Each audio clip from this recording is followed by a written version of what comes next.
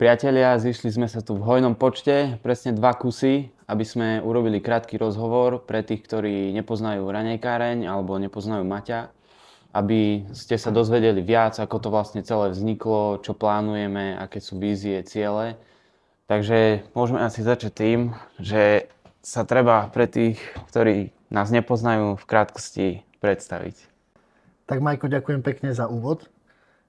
Volám sa Martin Huďan, mám 28 rokov, pochádzam zo Zvolena a som spoluzakladateľ, alebo lepšie povedané zakladateľ raňajkárne, ktorú sme založili v roku 2021 v čase korony, lepšie povedané pred druhou etapou korony.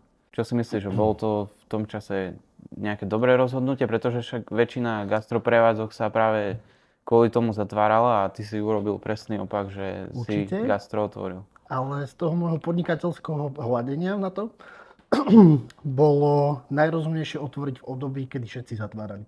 Tým, že hneď po otvorení sme všetci na nulovej štartovacej čiare, tým pádom tá klientela bude skúšať, bude navštevovať nové podniky a tak ďalej.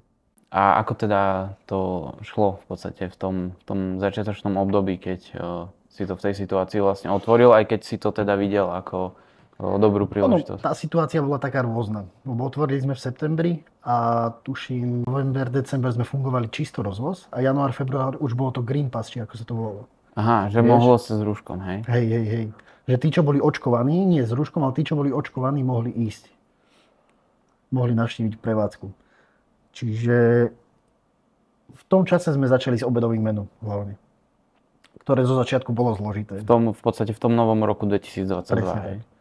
V januári hneď asi 3. alebo 6. sme otvorili po Vianociach a začali sme rozvážať obedové menu. Samozrejme tie začiatky boli 10 obedov, 11 obedov, 13 obedov a tešili sme sa aj z toho. Ale postupom času si ľudia začali zvykať na našu kuchyňu a ľudia, ktorí mohli navštevovať prevádzku, začali šíriť dobré meno a tým pádom sa to začalo posúvať ďalej a ďalej. Mm-hmm. Toto je dôležité podľa mňa povedať, pretože veľa ľudí tým, že sa to volá raňajkáreň a podávame aj obedové menu, tomu úplne akože nechápe teda, prečo to tak je, ale vysvetli asi, že aký bol ten pôvodný koncept, prečo teda vznikla vôbec raňajkáreň a aká bola tá tvoja pôvodná myšlienka. Ono v prvom rade bola myšlienka vytvoriť miesto, kde by sa ľudia socializovali spôsobom tým, že by zobrali na raňajky známu kamaráta, obchodného partnera a tak ďalej. Čo nám zo začiatku aj vychádzalo. Fungovalo to veľmi dobre, tržby boli na tak malú prevádzku s tak malými nákladmi a malým personálom veľmi dobre. Len samozrejme prišlo to, že nás zatvorili, čiže bolo treba nájsť cestu, ako zarábať tie peňažky inak.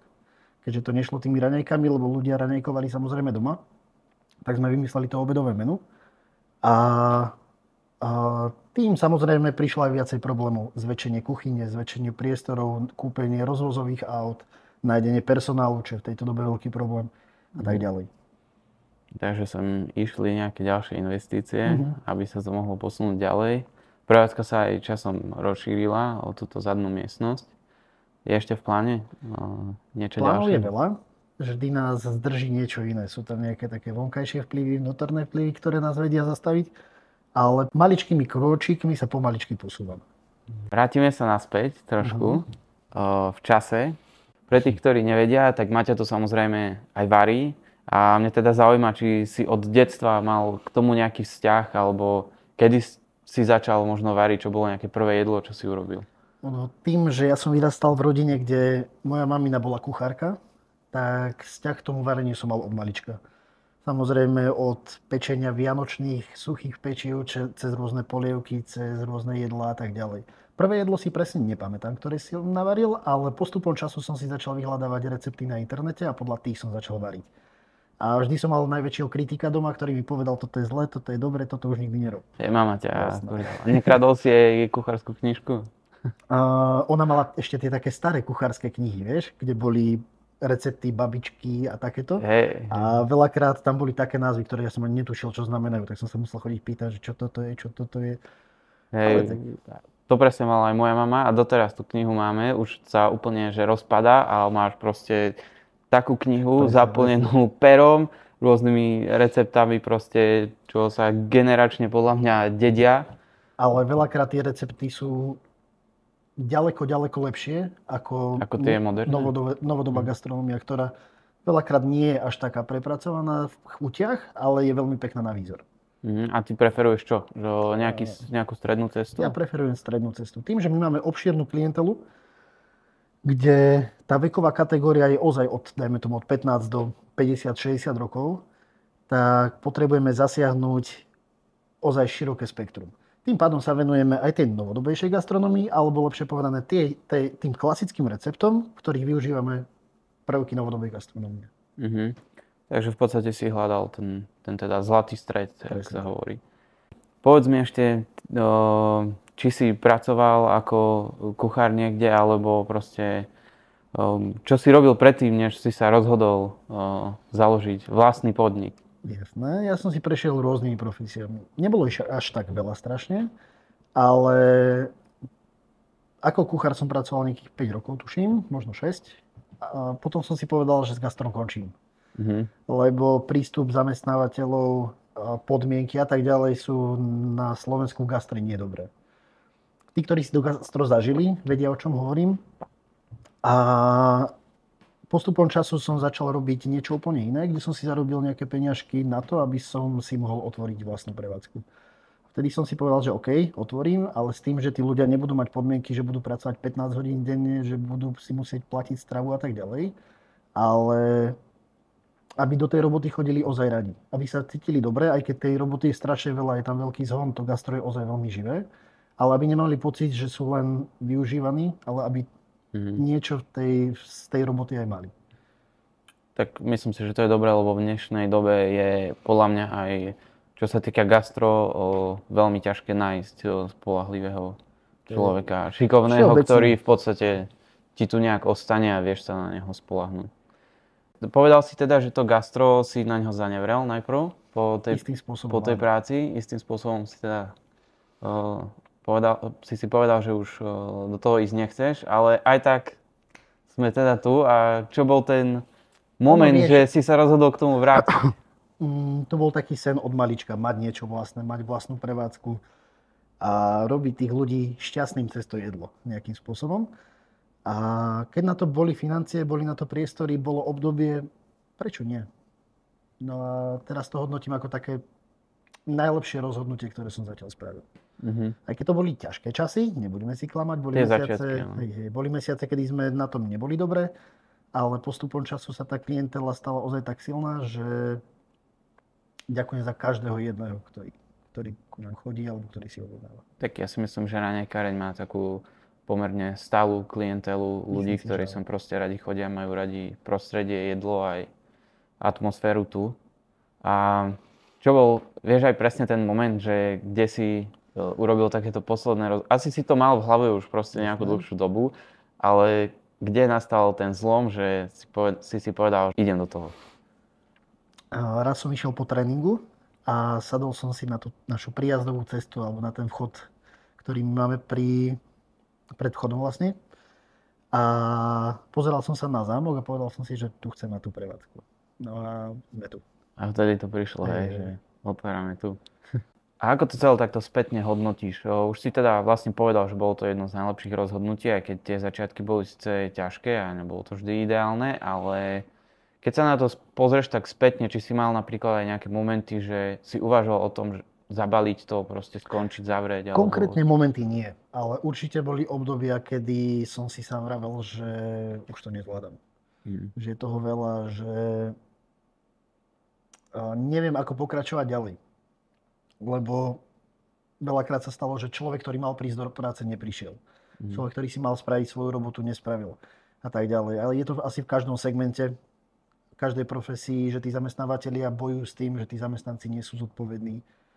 Alebo sú isté problémy, ktoré sú vnútorné. Potom sú isté problémy, ktoré sú aj zvonka. Lebo prídu zaplatiť odvody, účty, dane a tak ďalej. A veľakrát sa to dokáže nakúpiť do takých čísel, že veľmi rozmýšľaš, ako budeš kalkulovať. Ozaj, tie prvé mesiace, alebo dajme tomu, ten prvý rok bol veľmi zložitý. Kým sa tá klientela vytvorila a aj my sme začali fungovať. Ako... Kým sa našiel nejaký aj vnútorný systém toho fungovania. Však teraz v podstate aj vlastne minulý rok podľa mňa niektoré gastroprevádzky položili aj ceny za energie asi. Určite. Takže treba rátať asi aj s týmito vecami. S tými vstupmi vždy treba počítať. No. Predsa cena surovín, cena nájmov, cena všetkých komodít ohľadom vykurovania a tak ďalej išla hore. Čiže popri tej inflácii museli ísť ceny aj tých jedál, toho výsledného produktu hore. A s tým ľudia trošičku bojujú. Nevedia pochopiť, že v obchode nakúpim to, čo som takedy kúpil za 20 eur, teraz kúpim za 60.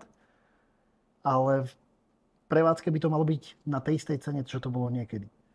Nevedia si to nejako preniesť z toho reálneho života do toho ďalšieho. No to je dobré, že to vlastne hovoríš, lebo podľa mňa veľa ľudí to tak vníma, že v podstate ty si nakúpiš suroviny, niekoho zaplatíš alebo to uvaríš sám, zaplatíš si nejaké energie a tým to hasne a potom to jedlo pre nich stojí akože veľa peňazí, ale v konečnom dôsledku je tam oveľa viac vstupov, s ktorými v podstate ten zákazník úplne asi nepočíta. Ten zákazník nepočíta s tým, že tá kuchyňa sa musela za niečo zariadiť. Ten bar sa musel spraviť, záchody sa museli spraviť, na niečomu tí ľudia musia sedieť, tie steny sa museli spraviť a tak ďalej. Že už len to vybavenie interiéru a vybavenie kuchyne bola obrovská čiastka a tie peniažky bohužiaľ treba nejakým spôsobom zarobiť. A to všetko sa musí preniesť do tej ceny. Len to ľudia nechcú brať na vedomie, lebo oni vidia iba ten finálny produkt, že prečo toto toľko stojí. A pritom akože si nemyslím, že je to nejaké prestrelené, však teraz v stálej ponuke máme steak za 11 eur. Čo je podľa mňa akože na to, že si dáš fakt dobrý steak na obed, 200 gramová porcia za 11,50, tak to je akože podľa mňa solidné. Snažíme sa robiť to cenové nastavenie tak, aby to bolo prístupné pre všetkých. Samozrejme musí tam byť dodržaný nejaký food cost. A veci, ktoré sa týkajú obalového materiálu a tak ďalej, keď to ide na rozvoz plus nejaké pohonné hmoty a tak ďalej, ktoré sa do toho musia prepočítať. A tá cena nie je podľa mňa až tak veľmi prestrelená. Je na takom správnom mieste v tej správnej stredovej kategórii. A čo nejaké plány do budúcna? Prvý plán je zväčšiť kuchyňu. Dispozične inak postaviť bar. Samozrejme zväčšiť priestory prevádzky na sedenie. Koľko máme momentálne? Momentálne je tu nejakých 40 miest na sedenie, plus minus. S tým, že do budúcnosti by to mohlo byť až do tých 80 miest. Takže v podstate sa to dá zdvojnásobiť. Presne tak. To by bolo dobré. To nie, že by bolo dobre, to bude dobre. To v podstate už aj musí byť, lebo však niektoré dni sa stáva, aspoň keď ja som prišiel, že už okolo obeda tu v podstate ľudia stoja v rade a čakajú na voľný stôl, takže myslím si, že by to uvítali aj zákazníci. Čo na jednej strane ma veľmi teší, na druhej strane je to nepríjemná situácia pre človeka, ktorý vidí, že odchádzajú mi zákazníci bez toho, aby si niečo kúpili, lebo nemajú kde sedieť. No. Je to taká dvojsečná zbraň. Hej, presne. Takže rozšírenie v podstate by dosť pomohlo. Dosť pomôže, určite. S tým, že potom sa vieme začať venovať aj nejakým rodinným oslavám, akciám a tak ďalej. Tým, že budeme vedieť miestnosti oddeliť, tak sa to bude dať robiť aj počas plnej prevádzky. Čiže aj to bude zaujímavé pre ľudí. No, toto by ma ešte zaujímalo, načetol si trošku tie služby. Takže nebavíme sa len o raňajkách a obedovom menu, ale teda vieme zariadiť, alebo vieš zariadiť nejaké oslavy. Určite. V momentálnej situácii je to len do nejakých 20 ľudí, keďže priestorovo nám to nedovolí viacej. Ale robíme aj cateringy, ktoré vozíme niekde preč. Čiže ľudia si objednajú daný počet porcií, vyberú si jedlá, vyberú si polievky a tak ďalej. A tie pripravíme na mieru a odvezieme. Samozrejme zabezpečíme ohrevy, zabezpečíme taniere, zabezpečíme všetky veci okolo toho. Takže proste full service. V podstate áno. Aj s dovozom. Aj s dovozom. No, výborne. A čo sa týka napríklad nejakých akcií možno? Nečetá sa niečo tuto v pozadí na parkovisko napríklad nejaké otvorenie grilovacej sezóny alebo Niečo určite áno, podobné veci. len to musíme ešte trošičku premyslieť, naplánovať a dať tomu taký správny koncept, aby to nebolo nejaké prvoplánové a aby to bolo aj pre ľudí zaujímavé. Dobre, a načrtneme ešte jednu vec. Áno. Ty si zainvestoval aj do food trucku. Presne tak? Kde ťa ľudia môžu tento rok vidieť? Popravde, toto ešte sám presne neviem. Viem, že nás budú môcť zastihnúť v Detve, na detvianských slávnostiach, v Očovej na Očovskej hrude, v Nitre na Tunných zraze, v Kokave nad Rímavicou na jednom peknom festivale v 12-13 júl. A určite sa ešte niečo pridá, ale každopádne my budeme mať takú perličku na konci leta. Dobre, to zatiaľ necháme asi tajné. Sa ototajní neskôr. A čo v tom food trucku vlastne podávaš? Aké jedlá? Tým, že my sa na prevádzke venujeme, tak ako som vravel, tým klasickým jedlám alebo tým jedlám, ktoré sa dajú obohatiť o niečo, tak vo food trucku robíme presný opak. Tam ideme street foodovou formou, kde sa venujeme burgerom, hotdogom, rôznym iným jedlám, ktoré sú zaujímavé, pouličné a ľudia si to dosť idú a nás to hlavne baví robiť. A kde berieš inšpiráciu napríklad, lebo máme v tom raňajkovom menu tie nové sendviče a trebárs je tam ten banh mi sendvič, čo je v podstate, pomôž mi asi vietnamské? Nechcem povedať, prosto zalási, áno. Sa mi zdá. Dobre, tak v podstate azijské, nejaké tradičné raňajkové jedlo. Kde teda chodíš na tie nápady? Tak možností je milión. Sú rôzne školenia, rôzne kurzy, samozrejme reštaurácie, kde môžeš ozaj skúsiť zaujímavé veci, lebo v tejto dobe sa už veľa reštauráciám venuje raňajkovým ponukám a dokážu tam dať tak zaujímavé veci, ktoré trošičku možno odkopíruješ, zmeníš si to po svojom a je to zase úplne iné jedlo, ktoré má síce ten základ v tom, ale dokážeš to celé zmeniť. Takže pozeráš si v podstate, aj keď niekam ideš, aj cestuješ Určite, alebo tak, ideš sa niekam nájsť, tak v podstate vnímaš, že čo je to za prevádzku, personál, okolie. Ja som zastanca toho, že vždy sa treba učiť od tých lepších. Čiže aj sa stretávať s tými lepšími, aj chodiť do tých lepších reštaurácií a brať si z nich príklad, ako to môže fungovať, ako to nemôže fungovať samozrejme, lebo sa veľakrát aj to stane. Ale vždy je to taký ten krok dopredu, keď niečo takéto navštívíš a ozaj ťa nadchne to, aký tam bol prístup, aké tam bolo jedlo, aký tam bol servis a tak ďalej. Takže iba lepšie reštaurácie. Nepovedal by som dobre, že úplne že lepšie, ale nie, srandujem. snažím sa. A čo je teda tvoje nejaké obľúbené jedlo? Kuchárové obľúbené jedlo. Takto. Kuchárové obľúbené jedlo je to, ktoré stihneš zjesť. No, dobre. Takže hoci akej forme, len nech je to rýchle. Hej. Lebo veľakrát sa stane, že prvé jedlo je po smene a je to niekedy okolo 3. po 4. Takže do 3. po 4. si ohľade, hej? Sú aj také. Dá sa povedať. No. Sú aj také. Akože sú dní, kedy sa jednáš aj ako človek, že si dáš raňajky, niekedy si dáš aj obed, ale bežne z gastra ľudia poznajú, že to jedlo počas dňa je ozaj, že na stojáka studené a veľakrát žiadne. Však mali sme k tomu aj jedno video. Tak. Sa jedla pri košoch praženica. Dobre, a teraz naopak, ktoré jedlo zase najradšej varíš alebo pripravuješ? Alebo nemáš také, že nejaké jedno? Alebo... Čo konkrétne jedlo nemám jedno.